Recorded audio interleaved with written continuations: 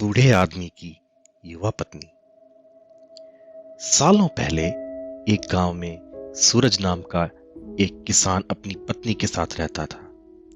किसान बूढ़ा था, लेकिन उसकी पत्नी जवान थी। इस वजह से किसान की पत्नी दुखी रहती थी। वो हमेशा अपने ही जैसे जवान पुरुष से शादी करने की चाहत मन में रखती थी। महिला के मन की बात को एक चोर समझ गया।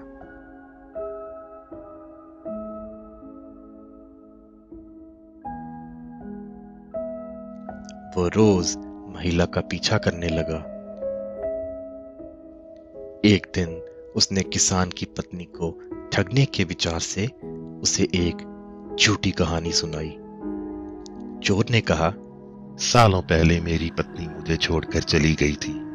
अब मैं अकेला हूँ। मैं तुम्हारी सुंदरता पर मोहित हो गया हूँ और तुम्हें अपने साथ शहर ले जाना चाहता हूँ। स्त्री यह सुनकर बहुत खुश हो गई। वो फटाफट बोली, ठीक है, मैं तुम्हारे साथ चलूंगी, लेकिन मेरे पति के पास बहुत धन है। पहले मैं उसे ले आती हूँ। उन पैसों से हम जीवन भर आराम से रहेंगे। ठीक है, तुम जाओ, लौट कर इसी जगह आना। मैं तुम्हारा इंतजार करूंगा। स्त्री घर पहुंची तो देखा कि पति गहरी नींद में थे। महिला ने सारे जेवर और नकदी को पोटली में बांधा और चोर के पास चली गई। किसान की पत्नी को आते देखकर चोर के मन में हुआ, अब मैं बहुत जल्दी अमीर बनने वाला हूँ। बस अब किसी तरह से इस महिला से पीछा छुड़ाने की तरकीब ढूंढनी होगी। तभी किसान की पत्नी चोर के पास पहुंची। उसके पहुंचते ही दोनों दूसरे शहर की ओर निकल गए। कुछ दूर चलने के बाद रास्ते में एक नदी मिली। नदी को देखते ही चोर को एक तरकीब सूझ गई।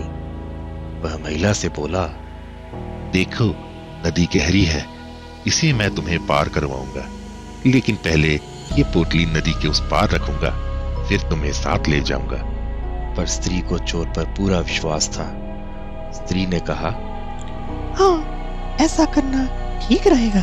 फिर चोर ने कहा, देखो, तुमने भारी जेवर पहन रखे हैं, ये जेवर भी तुम मुझे दे दो, ताकि तुम्हें नदी पार करने में कोई कठिनाई ना हो। यह सुनते ही किसान की पत्नी ने अपने सारे जेवर चोर को दे दिए। पोटली में बंधा धन और महिला के जेवर लेकर चोर नदी के पार चला गया। महिला उसके लौटने का इंतजार करती रही, लेकिन वो फिर कभी लौटकर नहीं आया। अब महिला को बहुत दुख हुआ और उसकी आंखों में आंसू बहने लगे, लेकिन पछतावे के लिए अब तक बहुत देर हो चुकी थी। उसका सारा पैसा और जेवर लेकर चोर जा चुका था। इस कहानी से हमें एक बहुत अच्छी सीख मिलती है। धोखेबाजी का फल हमेशा बुरा ही होता है। व्यक्ति जैसा बोता है वैसा ही काटता है। इसलिए कहा जाता है, हमेशा हर रिश्ते में ईमानदारी दिखाई जानी चाहिए।